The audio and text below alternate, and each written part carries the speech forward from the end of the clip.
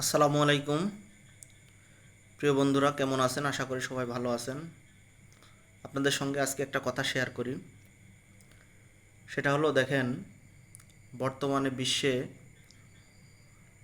অনেকগুলো দেশের সঙ্গে অনেকগুলোর পাশাপাশি দেশের যুদ্ধ চলতেছে। যেমন রাশিয়ার সঙ্গে ইউক্রেনের যুদ্ধ অনেক দিন ধরে চলতেছে। তাতে কিন্তু বিশ্ব অনেকটা ক্ষতিগ্রস্তের মধ্যে আছে। মাঝে ভারত পাকিস্তানের যুদ্ধের কারণে বিশ্বে একটা হইচই পড়ে গেল।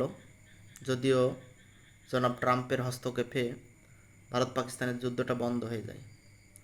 এরপরেই কিন্তু ইরান এবং ইসরায়েল সঙ্গে আমেরিকা একটা যুদ্ধ, আমরা 12 দিনের যুদ্ধ দেখতে পেলাম। এতেও কিন্তু বিশ্ব অনেকটা ক্ষতিগ্রস্ত হয়েছে। আর ইসরায়েলের সঙ্গে তো ফিলিস্তিনের যুদ্ধ অনেক দিন ধরে চলতেছে, এটা আপনারা সবাই অবগত আছেন। পাশাপাশি মিয়ানমারে, থাইল্যান্ডে, হংকংয়ে, তাইওয়ানে চীনের সঙ্গে একটা যুদ্ধ চলতেছে। তারপরে পাশাপাশি বিশ্বের অনেকটা দেশে নিজেদের মধ্যে অর্থনৈতিক স্নায়ুযুদ্ধ চলতেছে।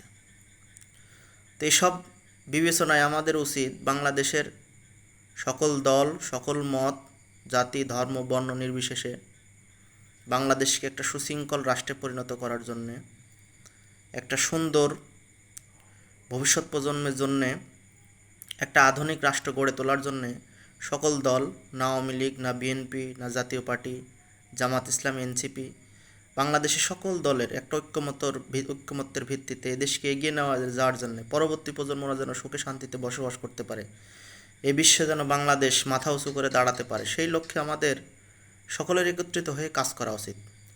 এবং বর্তমানে আমাদের যে অন্তর্বর্তীকালীন সরকারের প্রধান উপদেষ্টা রয়েছেন, স্যার জনাব ডক্টর মোহাম্মদ ইউনূস স্যারকে আমাদের যার যার জায়গা থেকে সর্বোচ্চ তাকে সহযোগিতা করা উচিত।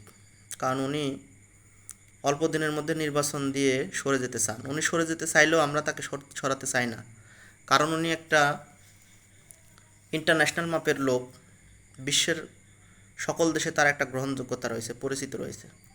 দেখেন, বাংলাদেশের অনেক প্রধানমন্ত্রীর নাম বিশ্বের অনেক অনেক দেশের প্রধানমন্ত্রী বা সাধারণ লোক জানে না, অথচ ডক্টর মোহাম্মদ ইউনূসের নাম জানে না এমন লোক কিন্তু বিশ্বে খুব কম আছে, যারা মোটামুটি বিশ্ব সম্পর্ক জানে আর কি, অর্থনীতিবিদ, রাজনীতিবিদ, যারা আর কি রাজনীতির সঙ্গে ভূ রাজনীতি, বিভিন্ন দেশের আন্তর্জাতিক জাতীয় পর্যায়ের লোক, তারা কিন্তু সকলেই ডক্টর মোহাম্মদ ইউনূসকে চেনেন এবং জানেন খুব ভালো করে। তো আমাদের উচিত সকলকে তাকে ভাঙিয়ে খাওয়া, কিন্তু আমরা সেটা করতে চাচ্ছি না। আমরা নিজেদের মধ্যে দ্বিধাদ্বন্দ্ব আসি, দ্বন্দ্ব লেগেই আসি, এক দল আর এক দলের সঙ্গে হানাহানি, মারামারি। আর দেশের একবারে আসলে কোনো দলই দেশের ভালো চায় কিনা আমি জানি না। কিছু কিছু দল চাইলেও আসলে আর এক দল তাদের বিরুদ্ধে লেগে যায়, পারে না। তো আসলে এখানে আমাদের এই হিংসা, পরনিন্দা, পরচর্চা বাদ দিয়ে ডক্টর মোহাম্মদ ইউনূসের হাতকে শক্তিশালী করে উনি যতদিন বাংলাদেশের পরিচালনা করতেছে দেশটা, তাকে সর্বোচ্চ সহযোগিতা করে দেশকে একটা ভালো জায়গায় নিয়ে যাওয়া উচিত। আসলে আমরা তো সবাই চিরস্থায়ী না রে ভাই। আমরা তো কেউ সারা জীবন পৃথিবীতে বেঁচে থাকবো না। এই যে অবৈধ পথে ইনকাম করা ধন সম্পদ, বাড়ি গাড়ি, দেখেন বিগত সরকারের আমলে যারা এগুলো করছিল,